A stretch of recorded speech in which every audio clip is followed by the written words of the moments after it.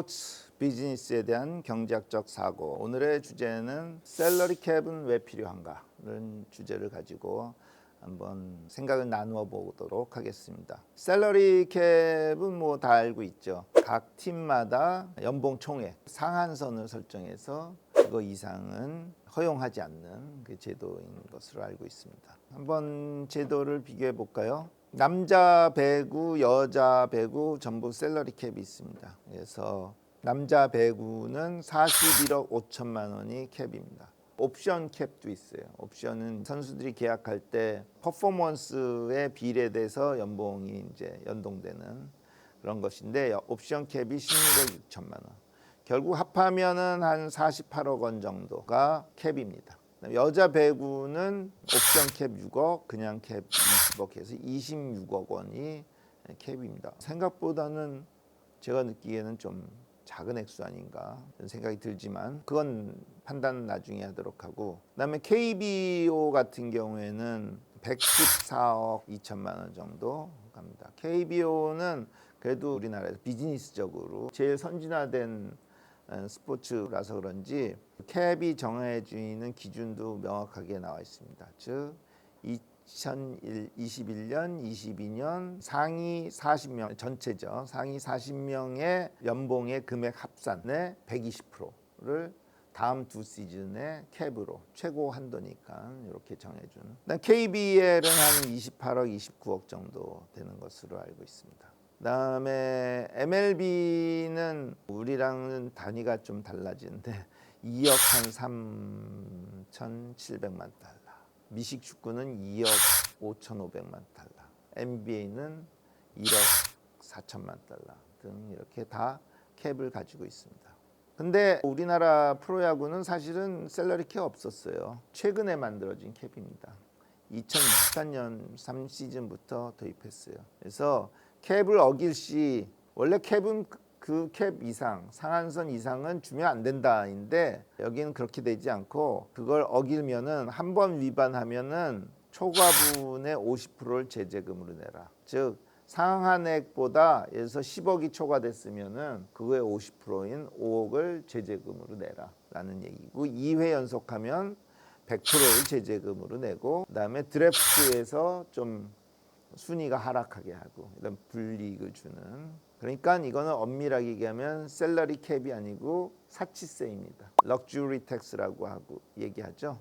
메이저리그 베이스볼에서 사용하는 것입니다. 셀러리 캡의 일종입니다. 그다음에 프로 배구 보면은 프로 배구는 위반하면은 그 페널티가 엄청 강합니다. 셀러리 캡을 초과할 경우에는 초과 금액의 500%를 제재금으로 부여할 뿐만 아니고 선수들도 벌금을 납부해야 되고, 드래프트에서도 1, 2라운드 선발권을 박탈하고 엄청나게 강한 그 제도를 운영하고 있습니다. 그래서 우리나라 프로 배구 리그는 셀러리 캡이 굉장히 강하구나. 그다음에 KBO는 셀러리 캡이라기보다는 사치세적 성격이 강하구나라는 사실을 알 수 있습니다. 그다음에 K리그는 축구는 전 세계가 동일한 룰을 갖고 있습니다. FIFA에 그렇기 때문에 특별하게 셀러리 캡을 우리가 다룰 수가 없겠죠. 왜냐하면 셀러리 캡이 없기 때문에.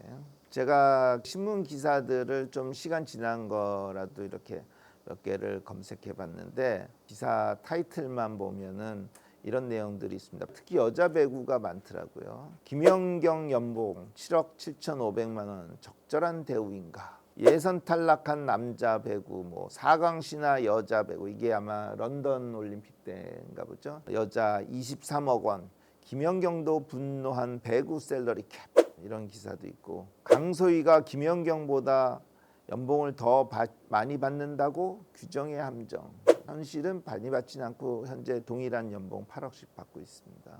한국 배구 연맹 여자부 셀러리 캡 3년간 동결. 여자 배구 인기 치솟는데 셀러리 캡은 왜 안 오르나 등등 셀러리 캡에 대한 기사가 굉장히 많아요. 특히 여자 배구에. 그거는 아까 우리가 셀러리 캡 제도 현황을 봤듯이 배구가 캡이 가장 강하고 그래서 꼭 지켜야 되고, 그 다음에 캡 액수도 어떻게 산정하는지 명문화되어 있지 않고 그냥 연맹이 정하면 그대로 되는 거고, 그 액수 액수도 여자 배구 총액 26억 원, 한 팀이 26억 원. 유현진 선수 1년 연봉이 25억 원일 텐데 그게 팀 모든 선수가 한다면 물론 스포츠 인기도가 타이가 나고 하기도 하겠지만 좀 적고 그렇기 때문에 여자 배구에 대한 기사가 많은 게 아닌가라는 생각이 듭니다. 자, 그러면 이제 좀 본질로 가볼까요? 셀러리 캡의 목적이 뭐냐라는 거는 우리가 제1강에서 배웠죠. 스포츠 산업의 특성에서 봤듯이 스포츠라는 거는 한 개의 기업이 경기를 만들 수 있는 게 아니고 라이벌 기업과 함께 해야지만 경기가 만들어진다. 그 경기가 질이 높은 경쟁력이 높은 상품이 되기 위해서는 두 팀이 다 잘해야 되고 또 둘이 실력이 엇비슷해야 된다. 즉 전력이 엇비슷해야 된다라는 얘기를 우리가 공부한 적이 있습니다. 즉 전력의 어떤 평준화, 전력이 좀 엇비슷해야 된다. 이게 이제 목적입니다. 근데 하다 보면은 어떤 구단은 뭐 구단주가 그 경기에 굉장히 열성적일 수도 있고 어떤 구단은 마지못해 팀을 운영할 수도 있고 이런 여러 가지 현실적인 차이로 인해서 투자가 달라지고 그러다 보니까 강팀이 있기도 하고 약팀이 있기도 하고 그 격차가 벌어지기도 하고 메이저리그 미국 같은 경우에는 주로 전력 격차가 벌어지는 이유가 자기 연고지 시장의 규모에 따라서 차이가 납니다. 여러분 잘 알다시피 LA는 굉장히 미국에서도 큰 도시죠. 그래서 LA에 속한 LA 다저스는 우승을 하고 좋은 성적을 거둘 때 좋아할 잠재적인 소비자가 굉장히 많아요. 반면에 캔사스시티 로얄스, 캔사스시티도 캔사스라는 주에서는 제일 큰 도시이겠지만 LA와 비교해서는 인구에서부터 현격하게 차이가 나는 소도시라고 심하게 얘기하면 할 수 있습니다. 상대적인. 그러니까 거기는 아무리 잘해도 메이저리그에서 우승을 해도 잠재적으로 좋아할 팬들의 수가 적어요. 그러니까 그런 팀은 비용을 많이 들이면 적자가 커요. LA는 비용을 많이 들여도 우승을 하면 더 많은 수입이 쫓아오기 때문에 적극적인 경영을 할 수 있고 그게 전력의 격차가 벌어지는 근본 이유입니다. 연고지 시장의 차이. 우리나라도 연고지가 있지만 우리나라는 대부분 모기업이 있고 그래서 모기업이 지원을 해주고 이렇기 때문에 미국과 같이 이런 전력의 격차가 벌어질 가능성은 상대적으로 적어요. 여하간에 셀러리 캡이라는 거는 이런 그 전력의 격차를 즉 전력의 평준화를 도모하기 위해서 도입된 정책입니다. 그래서 쉽게 표현해서는 부자 구단이 좋은 선수를 독식하지 못하게 연봉의 상한을 정해버리는 그래서 전력 평준화에 도움이 된다. 이게 대의 목적이고 좋은 정책이죠. 그러나 얘 사이드 이펙트가 있어요. 이거는 소위 선수 노동 시장에 뭔가 제약을 주는 거예요. 선수 노동 시장에는 어떤 거죠? 수요와 공급을 우리가 생각하면은 공급자가 선수들이 되겠고 수요자가 구단들이 될 텐데 그 선수의 가치만큼 연봉이 설정되면 그게 정당한 거겠죠. 그런데 이 셀러리 캡이라는 한도 때문에 그 가치만큼 주지를 못하는 거예요. 그래서 이 셀러리 캡은 선수 연봉을 낮추는 효과가 있어요.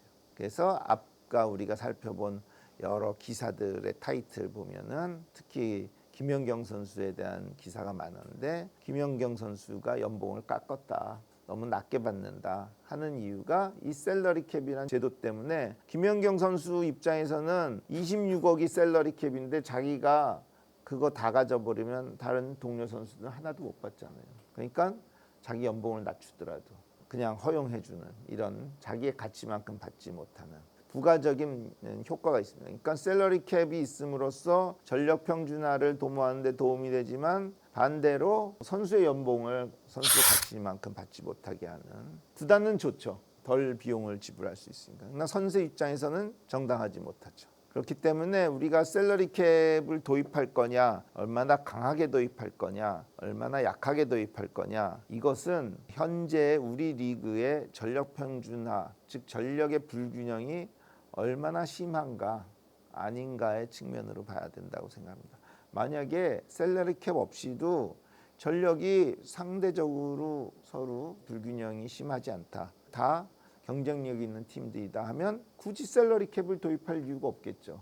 그럼에도 도입하는 이유는 그건 순전하게 선수 연봉을 낮추겠다는 목적인 거죠. 제도로서 정당하지 못한 것이죠. 그러나 전력 불균형이 굉장히 심하다.